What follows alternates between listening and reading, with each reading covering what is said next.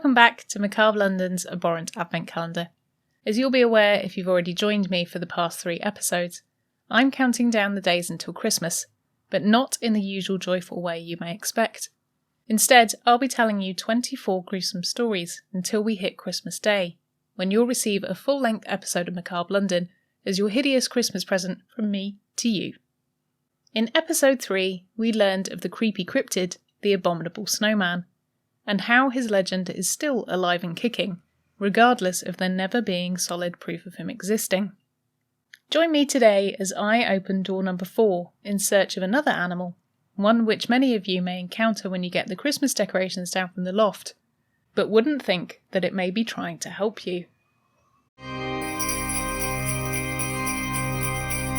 Ho, ho, ho.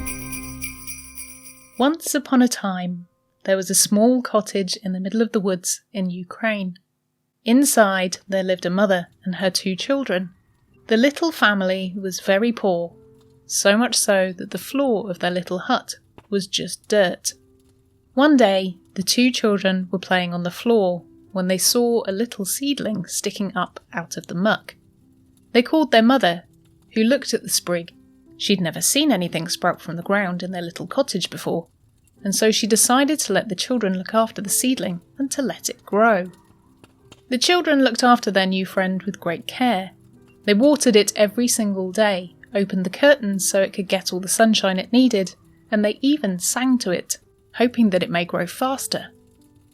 After a few weeks of care, the seedling turned into a sapling. After a few months, the sapling started to grow branches. Their mother exclaimed that if the children kept caring for the plant, they could keep it, and it would become their Christmas tree. After all, the children had never had a Christmas tree before. Despite living in the forest, they'd never been able to have a tree that fitted inside their house, as all of the trees in the forest were much too big to fit inside their tiny home, and a small Christmas tree was far too expensive for their mother to buy. The children had seen the beautifully decorated Christmas tree in the town as they walked to school every day, and they dreamed that their tree would one day look as beautiful. It had twinkling lights, and it always seemed to be sparkling. The days passed by throughout December, and it was finally Christmas Eve. The children sat and looked at the bare tree with their mother before they went to bed, and they told it how much they loved it, and that even if it didn't have any decorations on it, it was still perfect.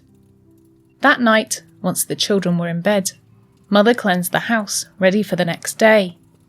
As she was sweeping, she saw a spider running across the floor. Instead of killing it, she picked it up and popped it on the tree, knowing that it would be safe inside. Once her chores were done for the day, she yawned and took herself off to bed. The next morning, she awoke to the sounds of the children giggling. She jumped out of bed to see what they were up to.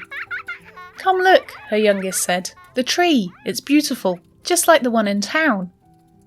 As her sleepy eyes focused on the tree, she could see sparkling strands of gold and silver tinsel draping elegantly around the tiny tree, the sun dancing on the thin threads. When she looked closer, she could see a bauble dangling right in the centre. How odd, she thought. She was about to start scolding the children for stealing decorations from the town tree, when she realised that the bauble in the centre of the tree was actually the spider she'd rescued the night before.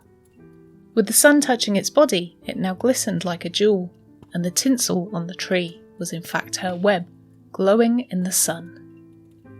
"It's more beautiful than the tree in the town," said the eldest child.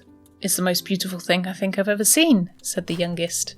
With that, the children heard a noise from outside, and rushing to see what it was, they opened the front door. On the doormat had been carefully placed 3 individually wrapped presents, one for each of the family. As the eldest child was excitedly bringing them in, the most delicious smell started to waft through the tiny kitchen, and the oven pinged.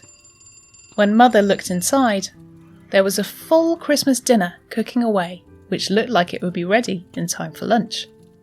"This is going to be the best Christmas ever," said the youngest child.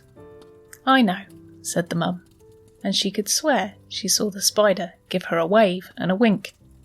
But then again, it's hard to know when a spider is winking at you.